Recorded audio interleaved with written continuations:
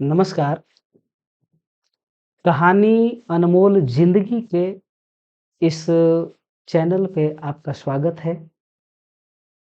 मैं रामबचन प्रियदर्शी आज आपके सामने कुछ तथ्यों को लेकर, कुछ महत्वपूर्ण विषयों को लेकर आपके सामने हम आए हैं। आज का महत्वपूर्ण विषय है ताजमहल। ताजमहल अद्भुत, अविश्वसनीय, सुंदरता में अति सुंदर, कलाओं से भरपूर, अनमोल, दुनिया के सभी अजूबों में एक अजूबा जो भारतवर्ष के आगरा शहर में यमुना नदी के तीर पर, तट पे स्थित है, जिसे शहंशाह शाहजहां ने अपनी पत्नी, अपनी प्रेमिका मुमताज महल की याद में बनवाया है। आज जब वहां पे कोई देखने आते हैं, जब मैं भी वहां पे गया था, या जो पर्यटक आते हैं वहां पे देखने उसे, बस ताजमहल एक ही नजर में वो अपना जगह उनके हृदय में, उनके दिल में बना लेता है। प्रेम का प्रतीक है ताजमहल। जब मुमताज अपने 14वें बच्चे को बुरहानपुर में जन्म दे रहे थे, तो उनके निधन से पहले उन्होंने शहंशाह से कहा था कि शहंशाह, मैंने सपने में बड़ा ही खूबसूरत सा महल देखा, सपने में खूबसूरत सा बगीचा देखा। मुझे शौक है कि काश वैसा महल, वैसा बगीचा हमारे लिए भी आप पूरा कर सकें। उन्होंने वादा करवाया था अपने शहंशाह से कि शहंशाह, आप हमसे वादा करें कि आप किसी और स्त्री से कोई और संतान पैदा नहीं करेंगे। शहंशाह ने उनके वादा को अपने सर माथे पे बिठाया, सर आंखों पे बिठाया, और उनके वादे को पूरा करने के लिए उन्होंने ताजमहल का निर्माण करवाना शुरू किया। 1632 से लेकर 1653 ईस्वी तक ताजमहल का निर्माण कार्य चला। मेरे जो पेरेंट्स हैं, जब ताजमहल के बारे में मुझे बताया कि ताजमहल एक प्रेम की निशानी है, आप सब भी ताजमहल को प्रेम की निशानी बताते हैं, पूरी दुनिया ताजमहल को प्रेम की निशानी बताती है। इतिहासकारों ने, अनेक जानकारों ने अलग अलग तरीकों से अलग अलग बातों को अपने अपने जगह पे रखा ताजमहल के बारे में। लेकिन जो दिखता है ताजमहल वहां जाने के बाद, वो बड़ा अद्भुत है, बड़ा ही अद्भुत, दिल को जीतने वाला स्थान। सोचिए, मकबरा भी मकबरा भी कभी दिल को जीत सकता है, लेकिन ताजमहल आपके हृदय में, हमारे, आपके, और उसे देश और विदेशों से जो देखने आते हैं, उनके हृदय में भी, उनके दिल को भी जीतने का काम करती है ताजमहल। एक ऐसा मकबरा जहां पे शहंशाह शाहजहां और मुमताज महल को अंतिम सांस लेने के बाद उनके पार्थिव शरीर को वहां पे रखा गया है। ये पूरी दुनिया जानती है कि एक निर्जीव शरीर वहां पे है, लेकिन जब वहां पे हम जाते हैं, जब ताजमहल को देखने जाते हैं, तो ये बात भूल जाते हैं कि वो एक मकबरा है और सिर्फ प्यार की निशानी रह जाती है, क्योंकि वो बताया ही गया ऐसा है। हमारे दिमाग में ऐसा ही बताया गया है। हम जब से बचपन से अभी तक बड़े हुए हैं, यही बताया गया है कि ताजमहल प्रेम की निशानी है। और जब हम देखते हैं ताजमहल को वहां पर जाकर, तो हमारे हृदय में, हमारे मनस्थिति में, हमारे दिमाग में पहले से प्रेम उमड़ता हुआ रहता है। हम प्रेम की नजर से देखते हैं वो स्थान, ताजमहल को एक मकबरे की नजर से नहीं देखते। नहीं तो डर लगता है ना देखने में। कोई और मकबरा अगर देखने जाएं, कोई और कब्रिस्तान अगर देखने जाएं, कोई शमशान घाट अगर देखने जाएं, तो वहां पे कैसी विचारधाराएं उत्पन्न होती है। एक ऐसा लगता है कि कहीं डर लग रहा है, जो जीवन का एक कड़वा सच है। लेकिन ताजमहल को देखने के बाद ऐसा नहीं लगता। क्यों? क्योंकि शाहजहां ने अपनी पत्नी के याद में ताजमहल का निर्माण करवाया। एक वेबसाइट है, उस वेबसाइट का नाम है ऐप इंडिया, जिसके ऊपर एक लेख है, 29 तारीख दिन शुक्रवार 2023 में एक प्रकाशित है कि जब ताजमहल का निर्माण होना था, उसकी शुरुआत की गई थी, उससे पहले भारत में हाहाकार मचा हुआ था। 1630 से लेकर 1632 तक डेक्कन फैमिन के नाम से जाना जाता है भारत की स्थिति को, कि यहाँ पे 74 लाख लोगों ने अपने जान दे दिए थे। बारिश नहीं होने की वजह से किसान मर रहे थे, अन्न का पैदावार नहीं था, चारों तरफ हाहाकार मचा हुआ था। ऐसी स्थिति थी कि त्राहिमाम त्राहिमाम त्राहिमाम भारत कर रहा था, भारत के लोग कर रहे थे। और ऐसी स्थिति से प्रसार होते हुए 1632 से ताजमहल का निर्माण करवाया गया। इसमें कोई शक नहीं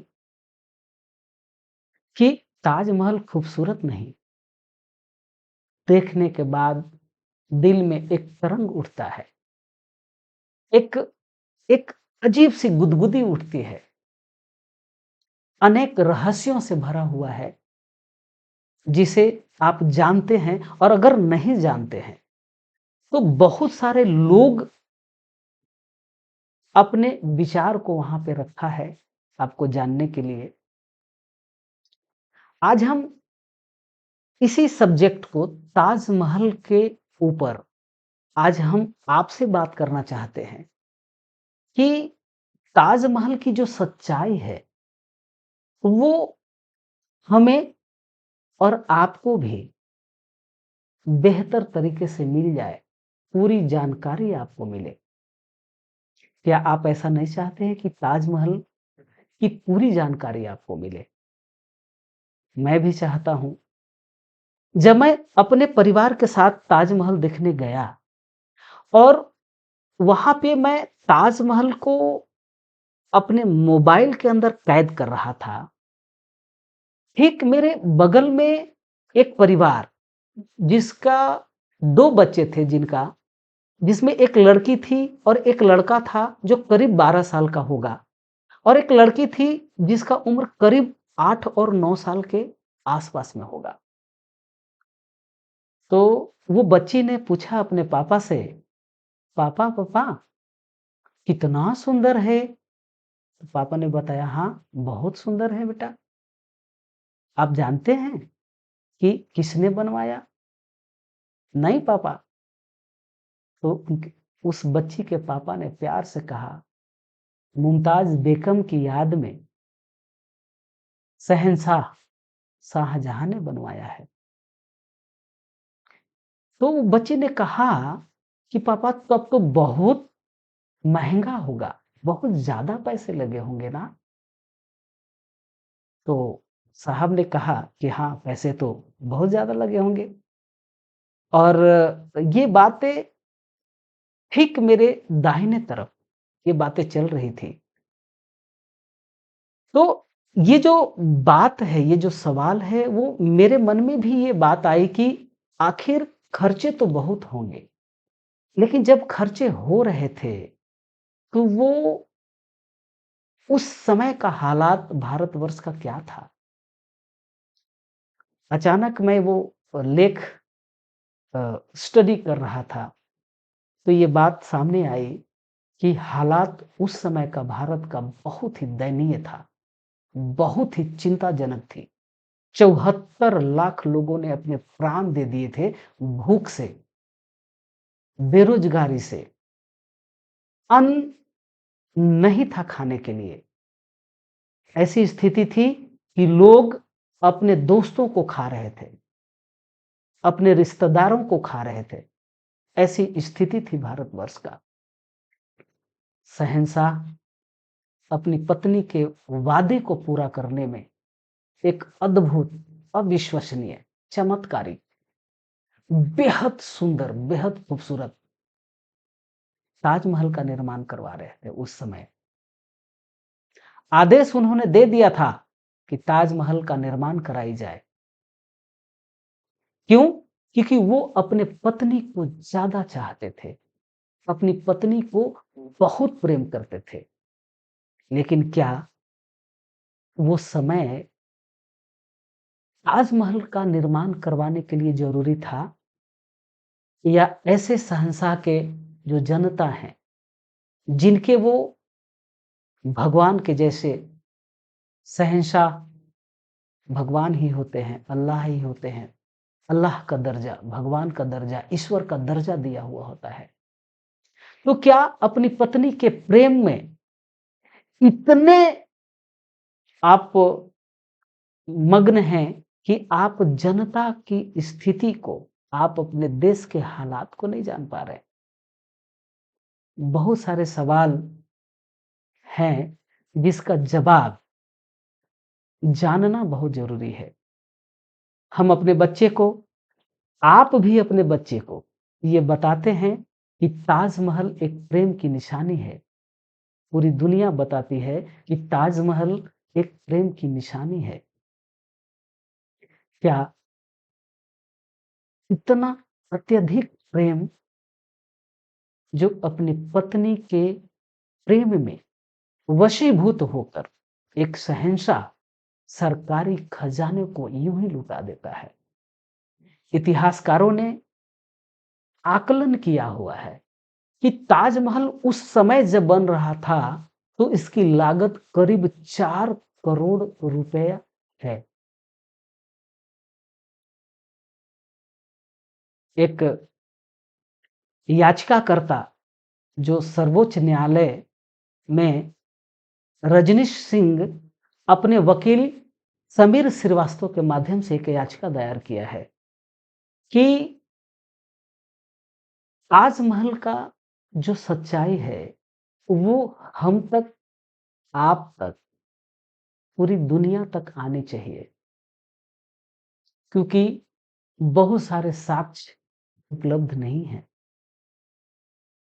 पूर्ण डिटेल्स में ऐसी कोई व्यवस्था नहीं है जिसका माध्यम से हम और आप जानकारी ले सकते हैं। जो गाइड वहां बताते हैं, जो स्टार्टिंग से, शुरुआत से जो हमें बताया गया, हम अपने बच्चों को बताते हैं।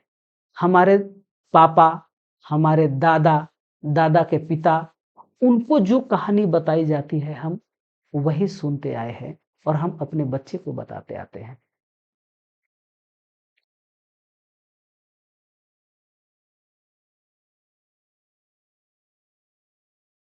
ये जानना बहुत ज़रूरी है कि याचिकाकर्ता रजनीश साहब ने सुप्रीम कोर्ट को ये ये याचिका दायर किया है कि फैक्ट फंडिंग कमिटी का एक निर्माण हो और ताजमहल की सच्चाई हम तक और आप तक आए।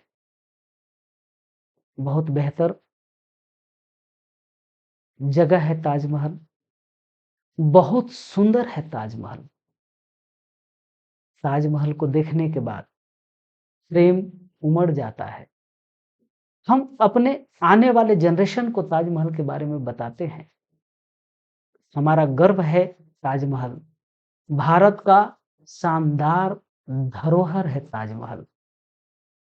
लेकिन क्या ताजमहल के बारे में जानना, उसकी पूरी सच्चाई को जानना हमारा हक और आपका हक नहीं है?